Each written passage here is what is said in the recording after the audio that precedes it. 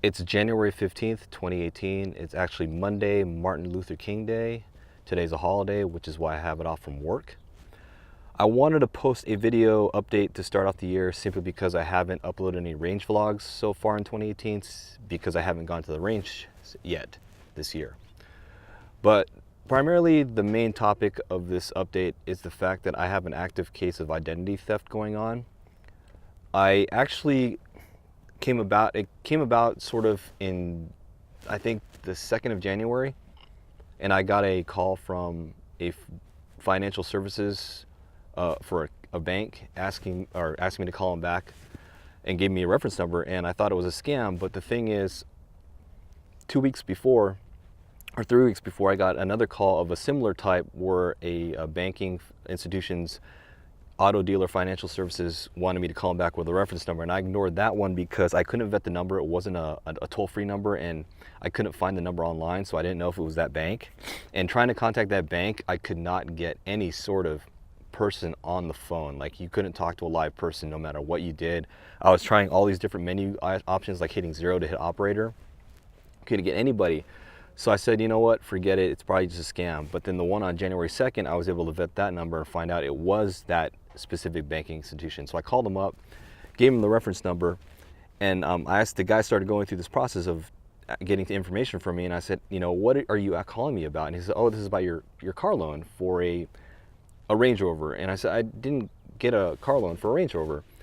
And he's like, oh, so that's not you. And he gave me some information about a dealer and the state, and it was a completely other state. Obviously, it was on the East Coast. I'm in California.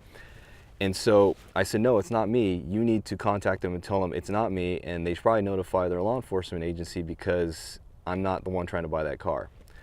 So that was on January 2nd or so, and I was, you know, doing my own work to lock down my credit, because I had a credit lock which expired, I guess, and which is why I gave them an open window for them for this individual or group of individuals to try to make purchases in my name using my credit. And so I went ahead and froze my credit outright, which doesn't hurt me at all because I don't apply for loans or anything, or I don't have any plans on applying for loans. So I locked my credit down, and the next day or 2 days later, because I'm still doing my active investigations on my own, trying to vet my credit report, make sure there's nothing on my credit report for any credit cards or loans in my name, which there wasn't, amazingly enough. But there were a lot of inquiries in my name. So that's why I started doing some disputes with the credit company, or the credit, the TransUnion, Experian, Equifax, whatever.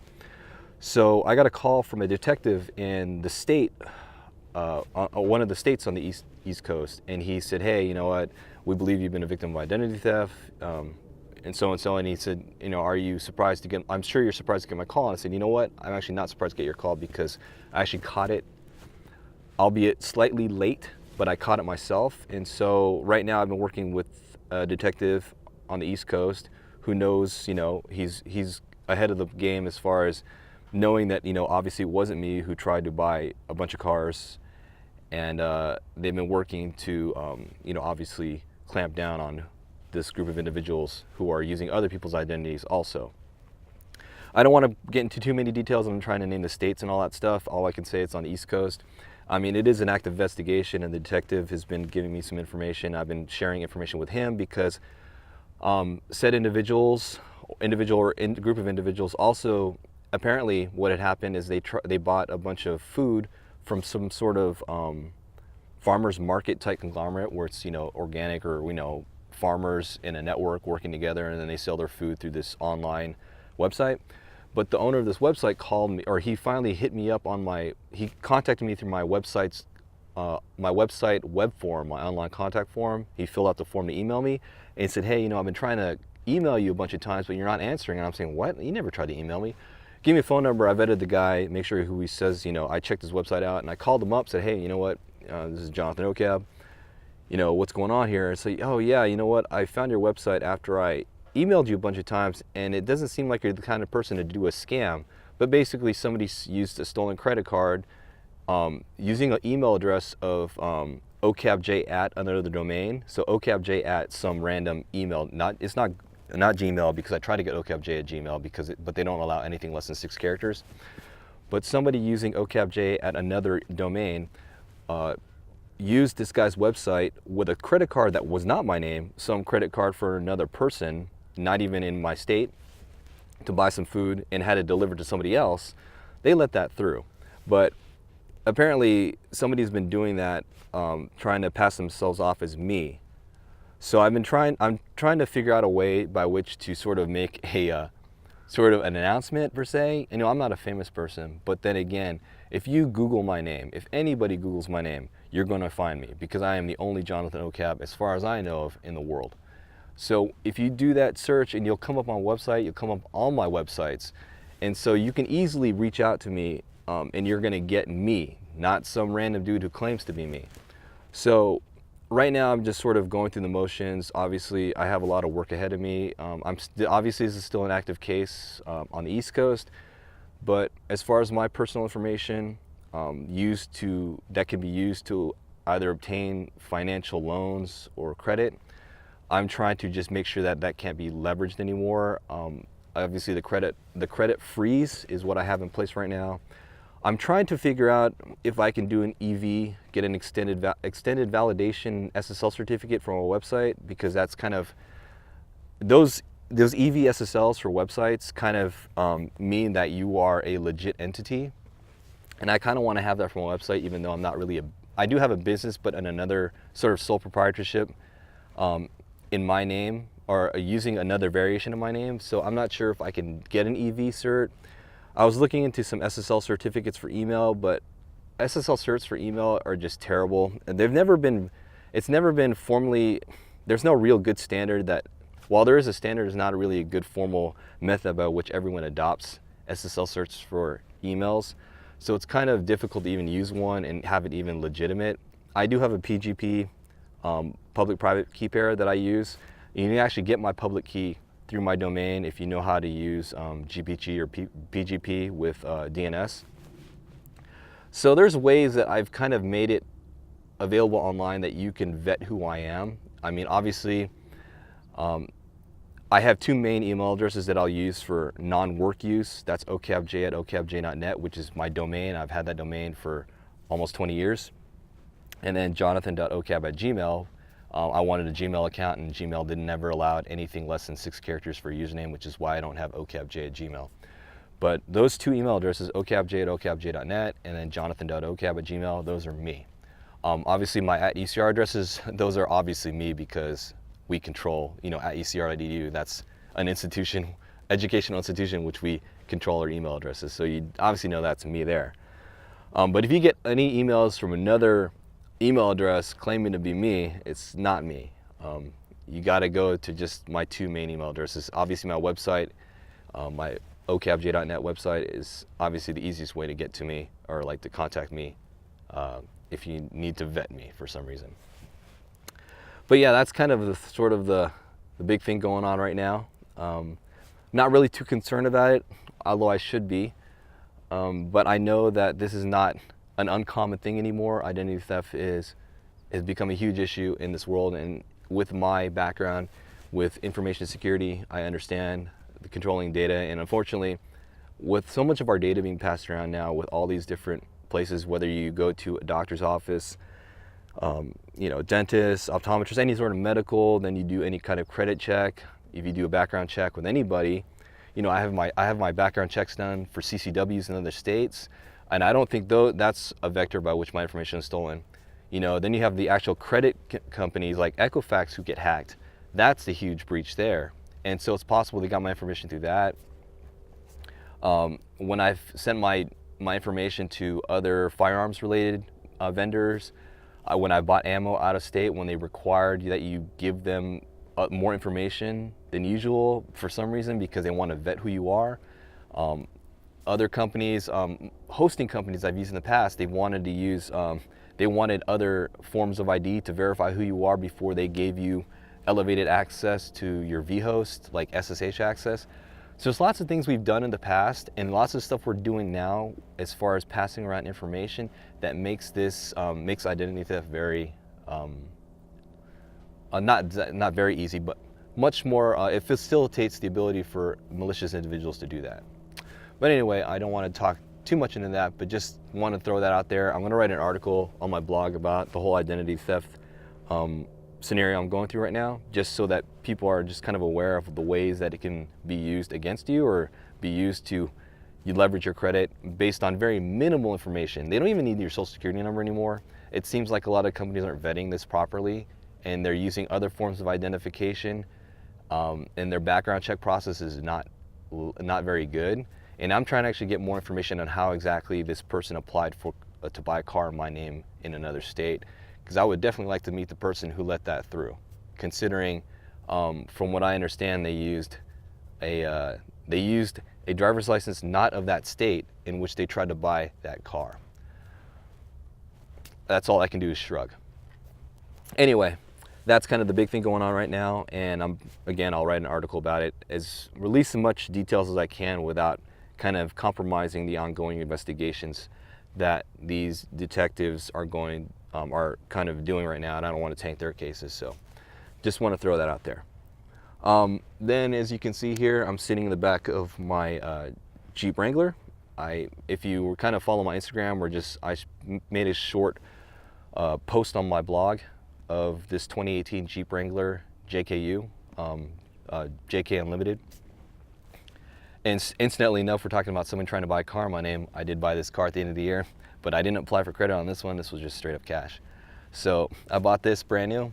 I was actually pondering a Jeep for about off and on for 2 years, and I know the new JL was announced in November. I was actually following that on the it wasn't the LA Auto Show, but one of the auto shows where they announced that. And as much as the new JL, I've been looking at the JKs, and I probably should have waited for the JL, but there's so many things about the JL and the JK.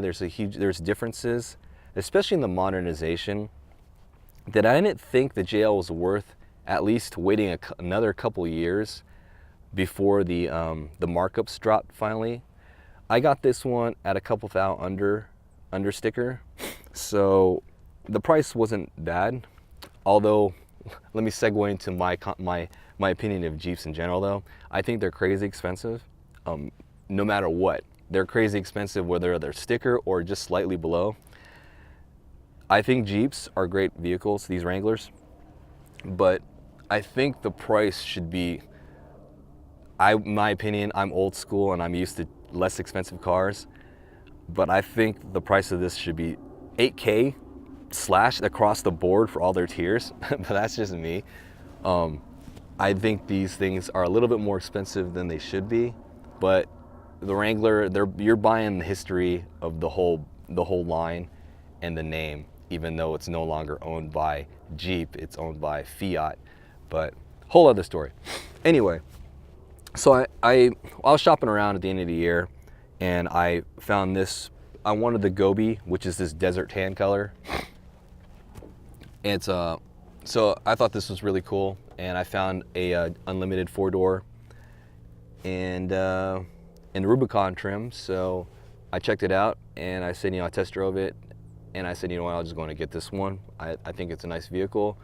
Lots of little things about it that I like, compared to the JL that I know that's going to have.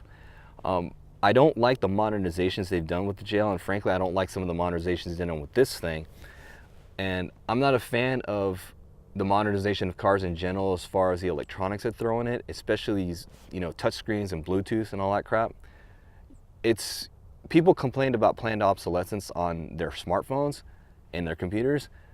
You're throwing other crap on your dash, and that's pretty much obsolescence there. Unless, if you're capable of swapping out, all the stuff on the dash, go for it. Then I guess it doesn't really matter for you. But I'm not a fan of a lot of the stuff that's going into new cars now. USB, Bluetooth, it's nice to have, but even the Bluetooth on this is kind of cool. But at the same time, it's not as seamless as you would want it to be. All I care for is auxiliary jack and the charger port, or what we used to be called, your cigarette lighter. Just the charger port is all I care for. And XM radio, whatever, I'm not gonna pay for that after the year trials is over with. But anyway, I did acquire this JKU, the Wrangler JK Unlimited 2018, and Rubicon and Gobi / Desert Tan. I think it's a pretty cool vehicle. I'm not really looking to off-road it like heavily, like trying to like modify it. Obviously with my range, all the ranges that I have to use, you have to go off-road slightly. I mean, it's not hardcore, but obviously with a regular car, it ain't fun. In some cases, it's not even doable.